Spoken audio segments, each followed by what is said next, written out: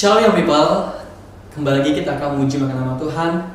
Saya percaya bahwa saudara diberkati oleh setiap penyembahan, amin. Sebelum kita mulai ibadah kita bersatu dalam doa. Bapak yang baik, terima kasih Tuhan Yesus buat kebaikan-Mu yang luar biasa di kehidupan kami Bapak. Dan pada saat ini Tuhan Yesus, kami mau datang mau menyembah Tuhan, kami mau datang memuji nama Tuhan. Kami mau datang Tuhan Yesus tersungkur di bawah kaki Tuhan. Bila setiap hati kami Bapak hanya untuk memuliakan nama Tuhan. Terima kasih Tuhan Yesus, kami undang kuasa Roh Kudus hadir tempat ini ya Bapa. Terima kasih Tuhan Yesus, haleluya, amin. Kita akan memuji nama Tuhan. Haleluya Yesus, bekerjalah Roh Kudus lebih lagi dalam kehidupan kami, amin. Haleluya Yesus.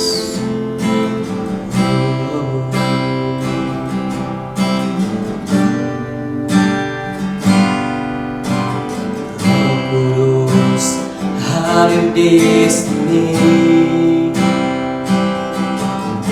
pribadi yang menawan dan suci. Ku rindu mendekat, mengerti hatimu, berjalan dalam kehendak-Mu. Katakan Roh Kudus,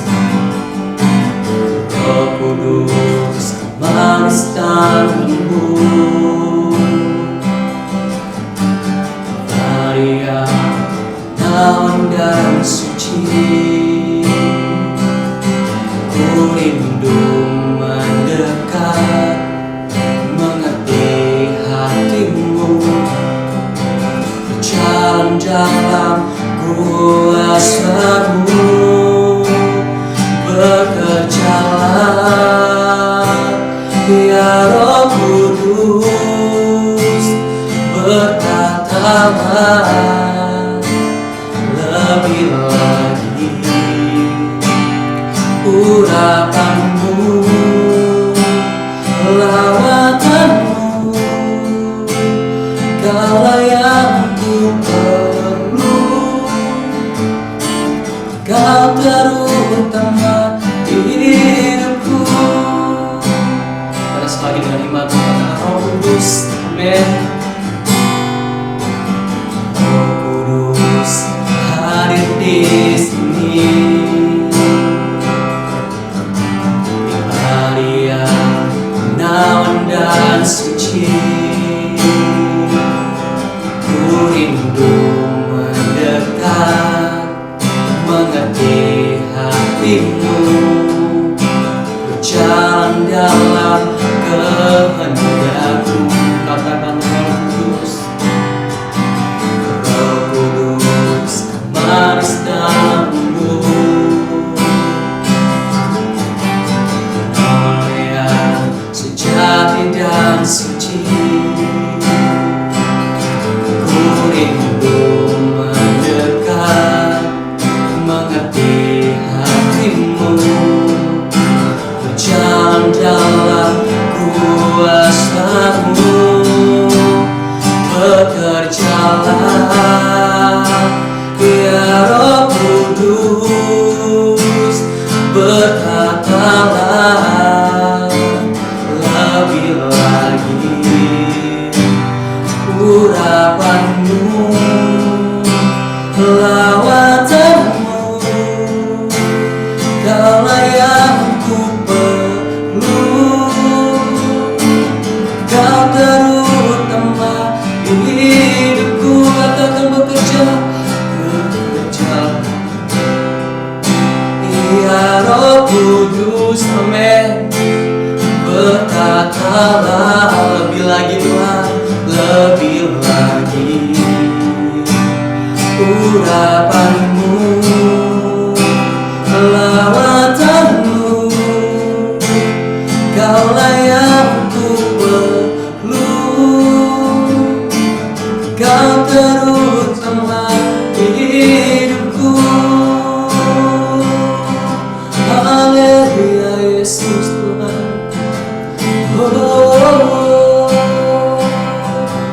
Terima kasih Yesus, bekerja sesuai berjalan lebih lain. Terima kasih Tuhan, terima kasih Yesus, Kau ajaib.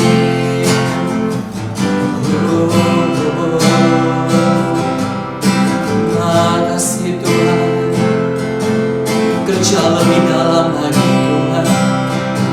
Haleluya, haleluya Yesus, Kau yang layak kami sembah, Kau yang layak kami tinggikan.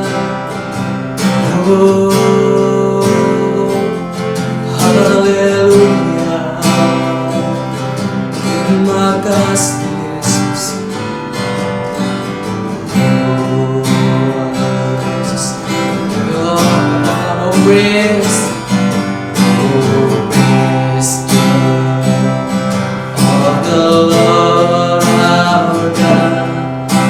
Oh, praise His name forevermore, for endless day. We will sing your praise, oh Lord, katakan lagi, oh praise, oh praise the name of the Lord our God.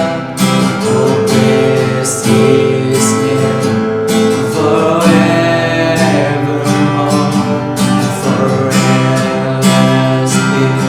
We will sing your praise, oh Lord, our God. Katakan, oh Lord, oh Lord, our God, Jesus, oh Lord, our God. Beri puji bagi Tuhan. Haleluya. Kita percaya bahwa hidup kita diberkati, amin. Dan bahasa ini kita memuji nama Tuhan. Kita lakukan pujian buat Tuhan. Allah bangkit, kerakalah kekuatan Tuhan. Yes, amin.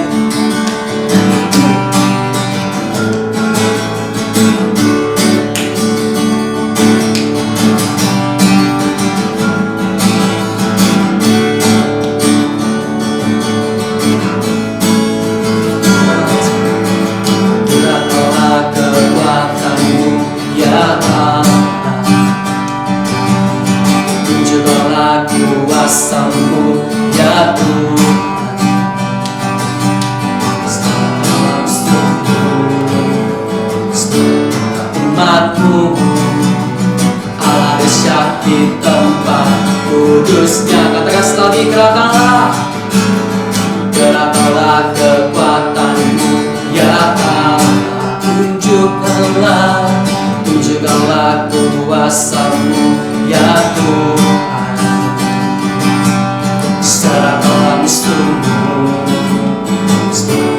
umat-Mu, Allah dahsyat di tempat kudusnya. Katakan, Allah bangkit, Allah bangkit, bersorak. Allah bangkit, bernyanyi. Misteri kalahkan, bebaskan. Allah dahsyat di tempat kudusnya. Katakan, Allah bangkit, Allah bangkit, yes, bersorak. Hey, Allah bangkit, bernyanyi. Misteri kalahkan, bebaskan. Allah dahsyat di tempat kudusnya. Katakan, Allah dahsyat, Allah dahsyat di tempat kudusnya. Katakan sekali lagi, Allah dahsyat, Allah dahsyat di tempat kudusnya. Kita percaya bahwa Allah kita dahsyat, amin. Dan pada saat ini kita menyiapkan hati kita memberikan waktu untuk kita mengingat kasih Tuhan dalam kehidupan kita. Bapa, satu hati kami Bapa. Oh haleluya Yesus. Mari bersama kami dengan firman saudara. Kita percaya bahwa firman Tuhan adalah kekuatan dalam kehidupan kita. Haleluya. Betapa aku mencintai Tuhan. Oh haleluya Yesus. Oh haleluya. Terima kasih Yesus.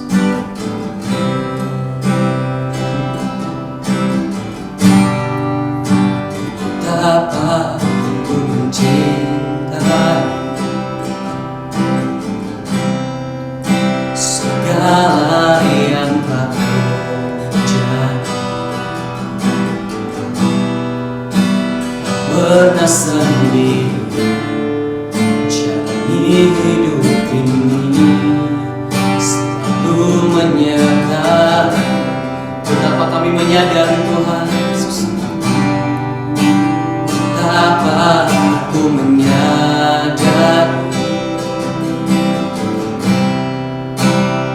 dalam hidupku ini selalu memberi jalan terbaik oleh karena kasih. Katakan Bapa seperti kami. Bapa, sentuh hatiku, ubah hidupku menjadi yang baru. Masyamu Kau membentuk rencana hatiku. Bapa, ajarku mengerti sebuah kasih yang selalu memberi akhir mengalir yang tiada pernah berhenti. Kita ulang dari awal. Haleluya Yesus, betapa aku mencintai Yesus.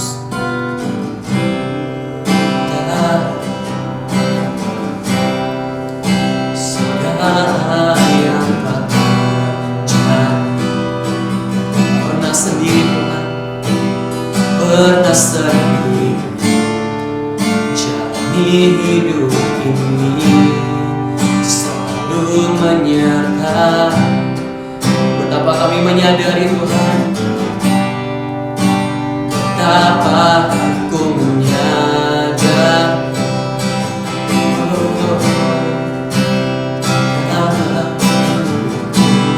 ini selalu memberi jalan terbaik oleh karena kasih. Katakan Bapa, sentuh hati. Bapa, sentuh hatiku, ubah hidupku menjadi yang baru. Masyamu Kau membentuk rencana hatiku.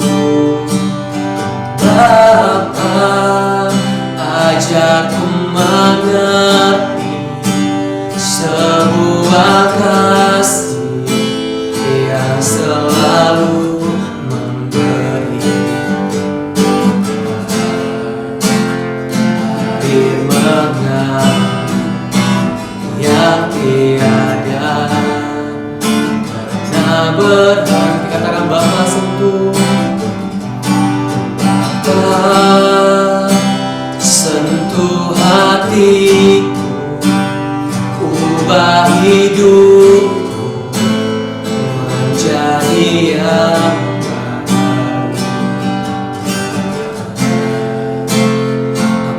dahsyatmu, Kau membentuk rencana hatiku.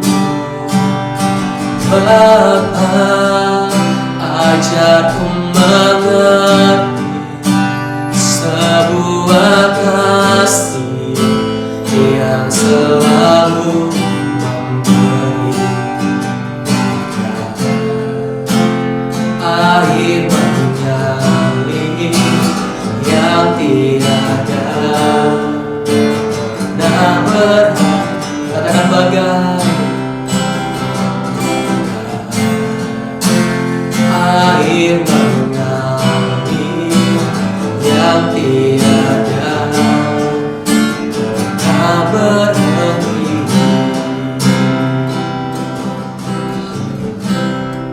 Mari kita berdoa.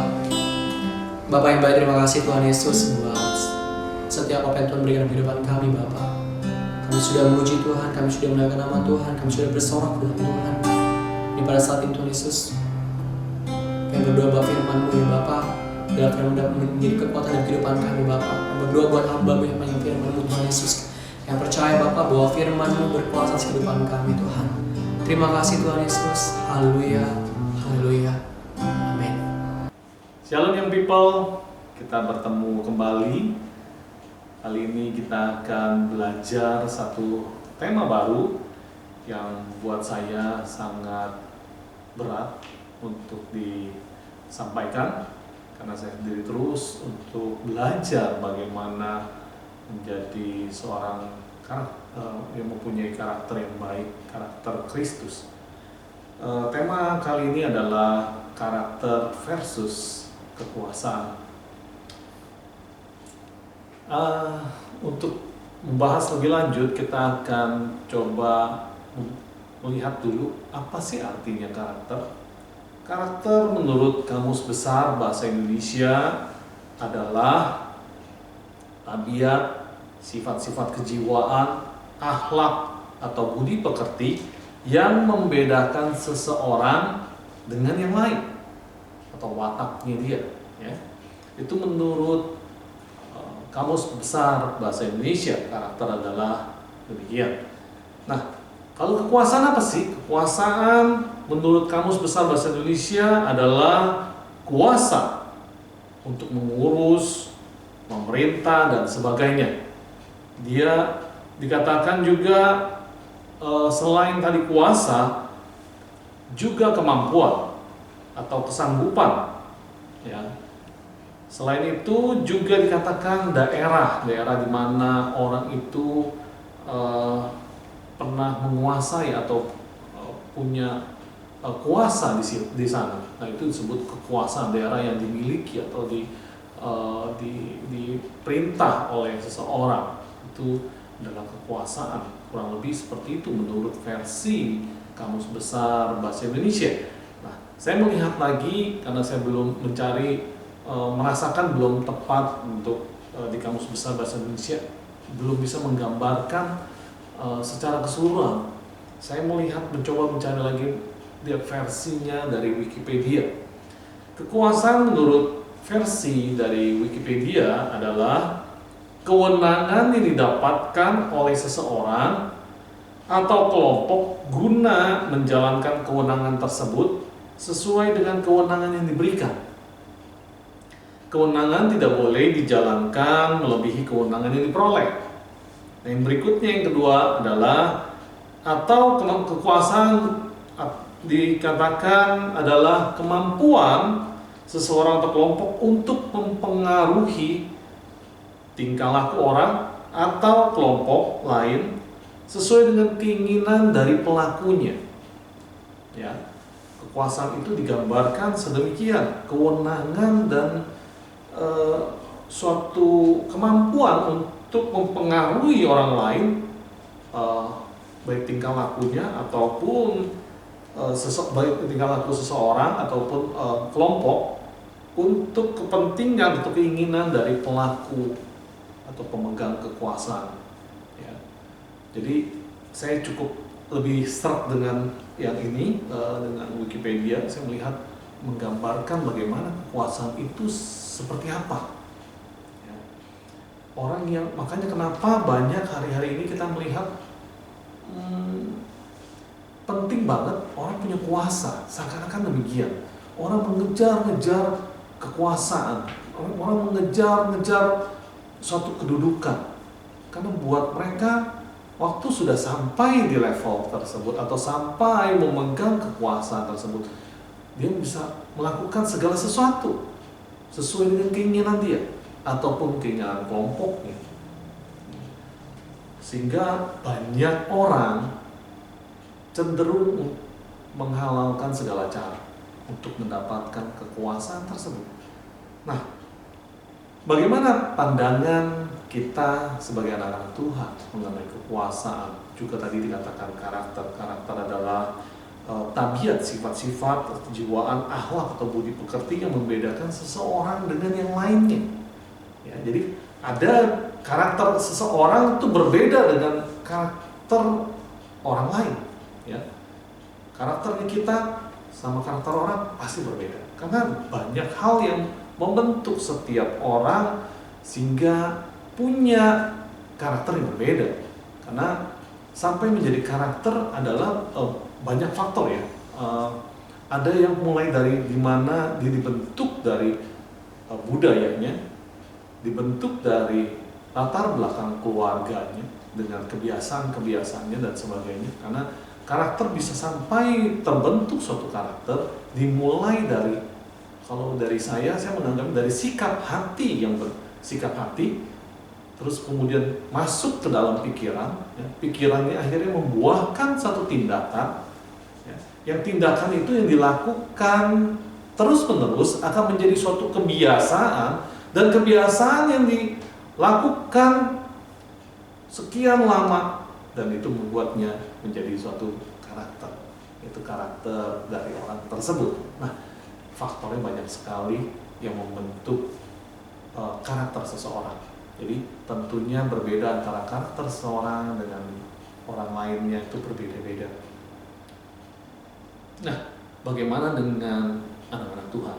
Kita tahu bahwa anak-anak Tuhan harusnya punya sikap atau karakter, ya, atau kebiasaan berpikir semua sesuai dengan karakternya Kristus.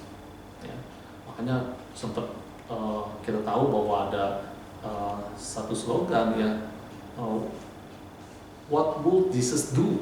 Ya, dimana kita mau bertindak selalu berpikir bagaimana, apakah Tuhan Yesus mengerjakan seperti ini? Ya, saya bahkan sedikit gambarkan bukan hanya apa yang Tuhan kerjakan, saya berpikir bahkan apa yang Tuhan pikirkan, apa yang Tuhan rasakan, itu juga yang seharusnya anak-anaknya juga melakukannya. Ya. Jadi bukan hanya what will Jesus do, tapi buat saya what will Jesus think, what will Jesus feel. Nggak berhenti hanya Jesus do, ya, apa yang Tuhan kerjakan, tapi apa yang Tuhan pikirkan, apa yang Tuhan rasakan. Dan itu seharusnya jadi bagian setiap kita anak Tuhan. Karena kita digambarkan serupa dengan Dia. Ya, jadi dikatakan di Kejadian 1 ayat 26, kita segambar serupa dengan Dia. Ya, jadi harusnya kita punya gambaran ilahi yang sama seperti Tuhan itu sendiri. Harusnya setiap anak-anak mencerminkan karakter dari orang tuanya. Kalau kita bilang Bapa di sorga adalah Bapa kita, seharusnya kita adalah anak-anak mencerminkan juga karakter Bapa di sorga. Ya. Baru dikatakan kita dikatakan sama, serupa, bahkan oh iya ya mirip sama bapaknya. Ya. Kita senang sekali kalau seandainya waktu kecil kita bilang, oh mirip ya sama papanya, mirip ya sama mamanya. Nggak akan senang pasti tentunya kita semua kalau dikatakan mirip ya sama anak tetangga, mirip ya sama tetangga si A. Pasti kita akan cemberut. Kita kepengennya apa? Mirip sama orang tua kita, karena kita mengidolakan orang tua kita. Kita melihat bahwa orang tua kita ada gambaran sesuatu yang begitu mengasihi kita, menyayangi kita dan sebagainya. Itu gambaran yang perfectnya kita pada setiap orang tua. Begitu juga seharusnya orang tua kita di sorga, ya, yaitu Bapa di sorga. Kita sering menyatakan bahwa kita adalah anak-anak Allah, tapi seringkali kita lupa bahwa karakter kita pun harus sama dengan karakter Kristus. Ya. Oke, saya lanjutkan. Kita bahas satu ayat. Ya. Kita akan buka di Kejadian 39 ayat yang kelima. Ini ada satu tokoh di mana yang kita lihat bagaimana karakter dia dengan kekuasaan yang diberikan. Tuhan berikan contoh seorang tokoh yang luar biasa melalui di Perjanjian Lama, Kejadian 39 ayat 5 yang berbunyi, sejak ia memberikan kuasa dalam rumahnya dan atas segala miliknya kepada Yusuf, Tuhan memberkati rumah orang Mesir itu karena Yusuf, sehingga berkat Tuhan ada atas segala miliknya, baik yang di rumah maupun yang di ladang. Ya. Sejak ia memberikan kuasa, ianya siapa? Ia adalah Potifar. Potifar memberikan kuasa atas segala miliknya, baik yang di rumahnya maupun di ladang, semuanya kepada Yusuf. Nah, si Potifar ini waktu memberikan kuasa kepada Yusuf, apa yang terjadi? Tuhan memberkati rumahnya. Tuhan memberkati rumah orang Mesir itu karena siapa? Karena Yusuf. Kita tahu Yusuf seorang pribadi yang luar biasa, di mana beberapa waktu yang lalu saya sempat men-sharingkan bahwa Yusuf waktu nggak ada orang sama sekali di rumahnya, bahkan direncanakan oleh nyonya rumahnya untuk tidak ada sama sekali orang yang mengganggu di rumahnya itu kecuali dia dan Yusuf. Tetapi apa yang dilakukan Yusuf? Waktu Yusuf digoda oleh tante Potifar, apa yang dilakukannya? Dia berlari, bahkan nggak berani ngambil jubahnya yang dipegang oleh si tante Potifar. Dia berlari sedemikian rupa karena dia tahu Allah beserta dia. Allah melihat setiap apa yang dikerjakan. Jadi dia sangat takut akan Tuhan, bukan dengan kedagingan, ya, bukan dengan bisa dengan tergoda dia bisa masuk ke dalam jurang dosa. Dia tidak takluk dengan hal itu. Dia bisa mengendalikan dirinya sedemikian rupa.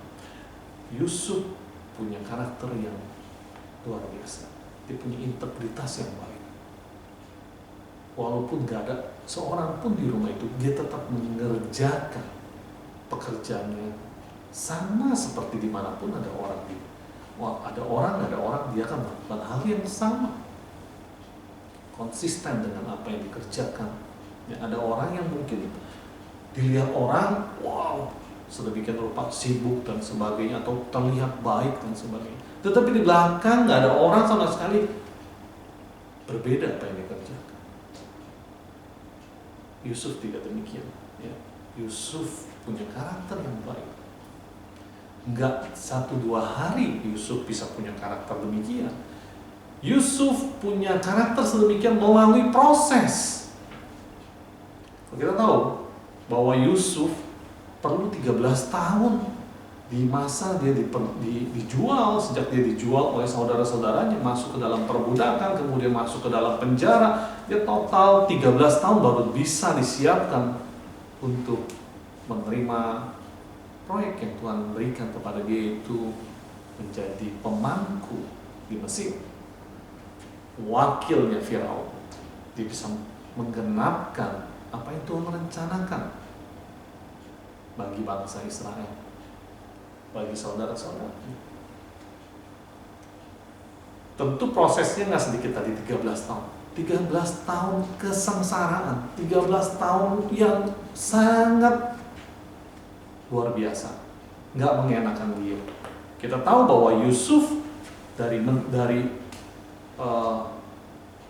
seorang Ibrani, dari dimana dia diperlakukan oleh keluarganya sedemikian rupa, disanjung, kasih jubah yang mewah, pelayannya begitu banyak, dia nggak pernah bekerja dengan berjeri lelah. Tetapi apa yang terjadi waktu dia di Mesir?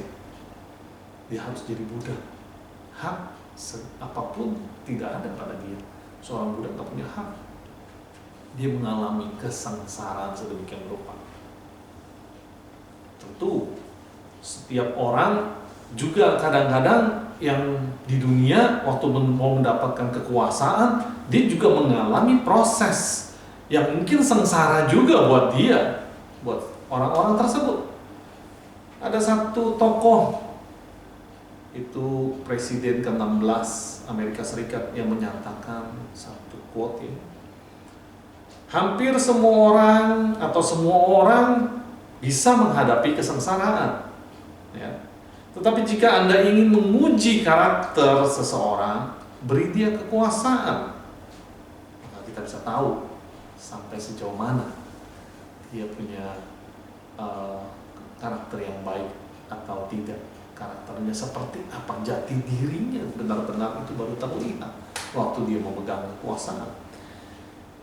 Nah, kaitan karakter dengan kekuasaan ini apa sih? Ada dua versi yang saya bagi, yaitu versi dunia dan versinya sorga.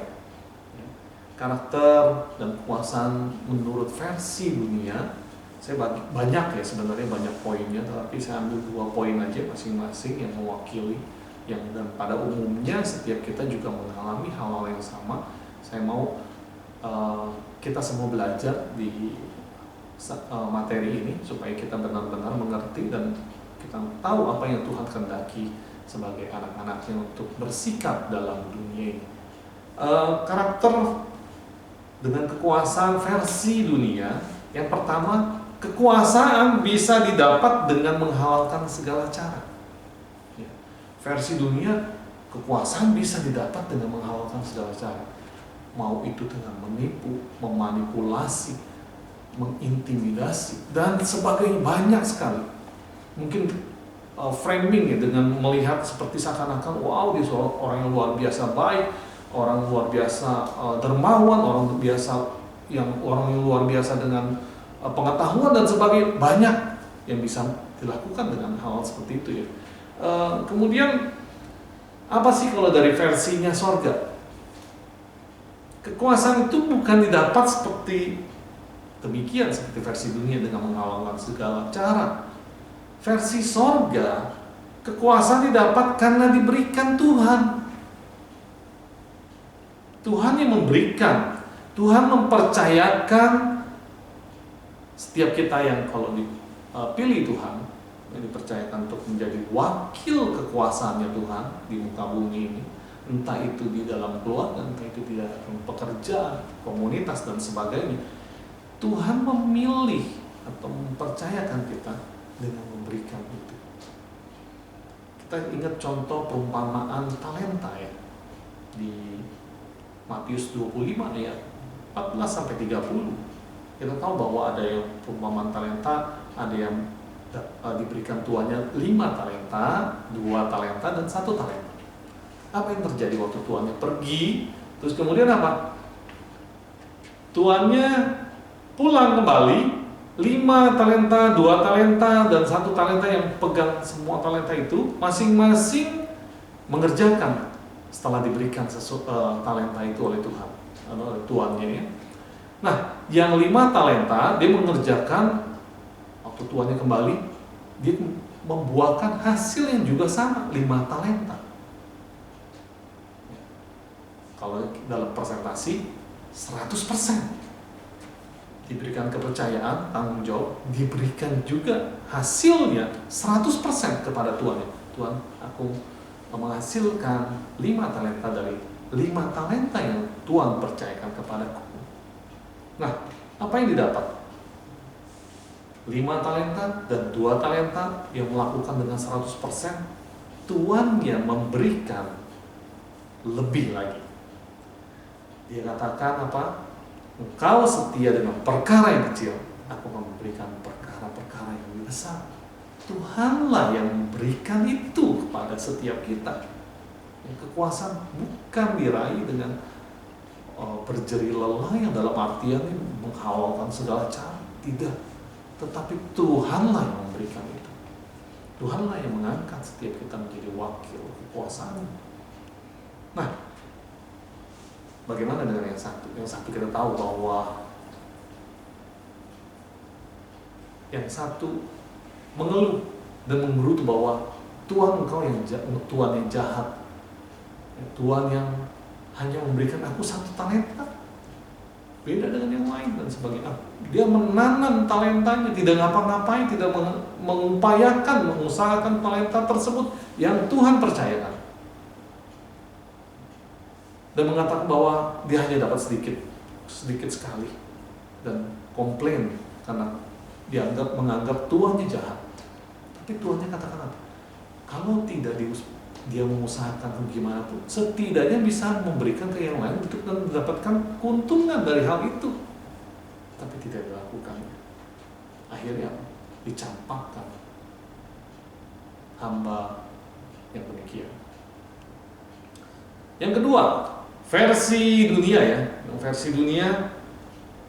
Versi dunia, karakter kekuasaan itu, kekuasaan dianggap sebagai kekuatan yang dapat mengantarkan tujuan. Ya, kekuasaan dianggap sebagai kekuatan yang dapat mengantarkan tujuan. Bisa tujuannya harta, bisa tujuannya pengendalian atas berbagai hal, baik untuk kepentingan diri sendiri ataupun golongan, apapun itu. Ya.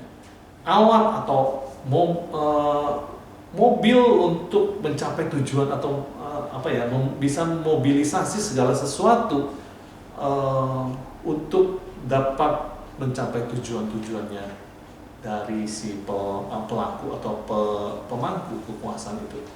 Nah, sedangkan menurut versi sorga tidak demikian. Kekuasaan adalah tanggung jawab yang harus dikerjakan untuk proyeknya sorga, ya. Entah itu di kerohanian, entah itu di pekerjaan, entah itu di keluarga, entah itu di masyarakat dan sebagainya. Tetapi kekuasaan yang Tuhan berikan itu bukan sebagai kekuatan yang dapat mengantarkan tujuan, walaupun nanti akhirnya ke sana.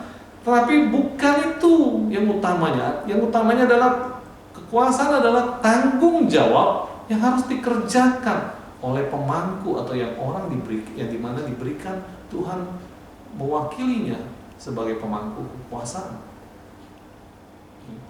Bukan untuk kepentingan pribadi. Tapi kalau untuk versi dunia tentu buat kepentingan pribadi. Kalau dia kalau di mana versi sorga untuk kepentingan sorga. Ya. Ada di Matius 20 ayatnya 26 sampai 28 yang di mana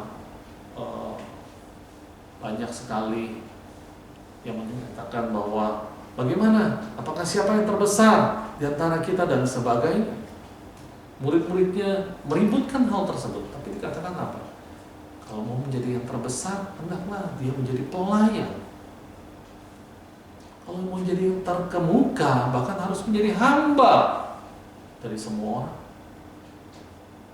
Bukan justru malah dengan setelah dapat kuasa, dia bisa memerintahkan orang sebanyak mungkin dan bisa melakukan ini dan itu yang untuk kepentingan dia. Bukan. Tetapi justru sebaliknya. Bahkan dikatakan Tuhan sendiri pun sebagai penguasa alam semesta datang ke dunia bukan untuk dilayani, tetapi untuk melayani. Itu tanggung jawab. Kuasaan menurut versi sorga Kristenan bukan seperti yang dilihat dari perspektif ini. Kuasa yang Tuhan berikan, Tuhan tuntut tanggung jawab dari hal tersebut. karakternya seseorang waktu diproses oleh Tuhan, mengalami proses pendewasaan iman. Disitulah Tuhan melihat bahwa waktu kita setia dengan perkara yang kecil, waktu kita mau dibentuk Tuhan dan sebagainya, Tuhan terus mempercayakan proyek-proyeknya itu lebih dan lebih lagi kepada setiap kita. Ya. Bukan seperti yang versi dunia berpikir, wow, luar biasa. Kalau hari ini kita melihat mungkin banyak orang punya kekuasaan yang dikatakan tanda petik di semena-mena.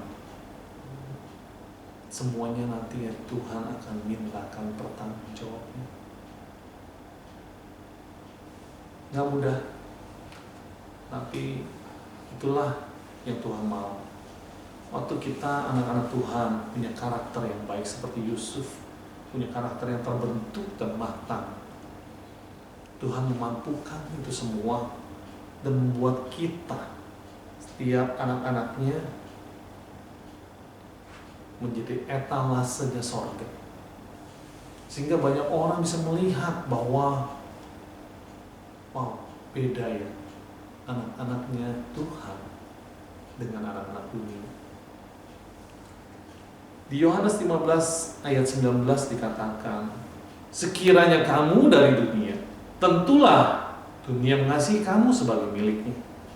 Tetapi karena kamu bukan dari dunia, melainkan aku, Tuhan ya, telah memilih kamu dari dunia.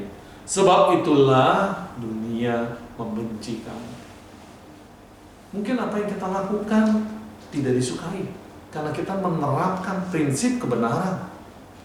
Tapi kita tahu bahwa kebenaran itu tidak lekang dengan waktu sampai selama-lamanya.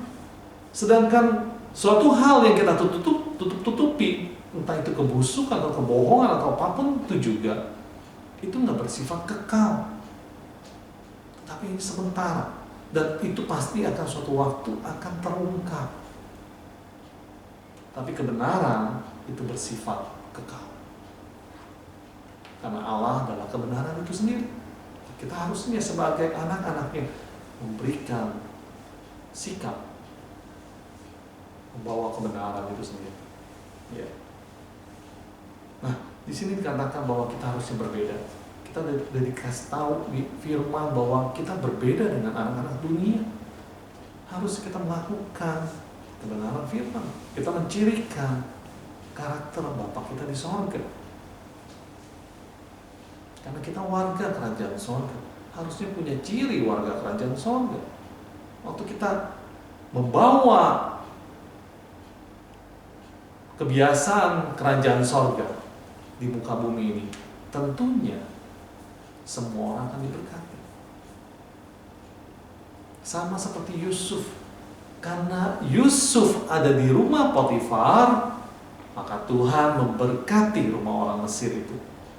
Di Galatia 3 ayat 8 dikatakan, olehmu, oleh setiap kita anak-anak Tuhan, segala bangsa akan diberkati. Maukah kita, setiap kita anak-anak Tuhan, punya karakter Kristus, punya respon yang benar sesuai dengan karakternya Kristus? Apakah kita mau melalui keberadaan setiap kita nama Tuhan dipermuliakan? Apakah kita mau lewat keberadaan kita keluarga kita diberkati, lewat keberadaan kita komunitas kita diberkati, lewat keberadaan kita tempat di mana kita bekerja diberkati, dimanapun kita berada, di situ berkat Tuhan menyertai? Maukah setiap kita seperti demikian? Ubah, ya, seperti tadi katakan di awal, karakter kita. Ubah karakter kita menjadi karakter Kristus yang serupa dengan Dia. Mulai hari ini. Mari kita tundukkan kepala kita satu dalam doa. Tuhan, terima kasih untuk pelajaran hari ini Tuhan. Kami boleh belajar bagaimana kami bersikap yang benar, mempunyai karakter yang baik, Karena hal itu dibutuhkan oleh dunia yang saat ini sedang banyak hal yang terjadi Tuhan. Karakter Kristus dibutuhkan di dunia ini Tuhan. Kami mau punya karakter Kristus karena kami adalah anak-anak-Mu Tuhan. Kami mau mencerminkan Kristus yang hidup dalam hidup kami.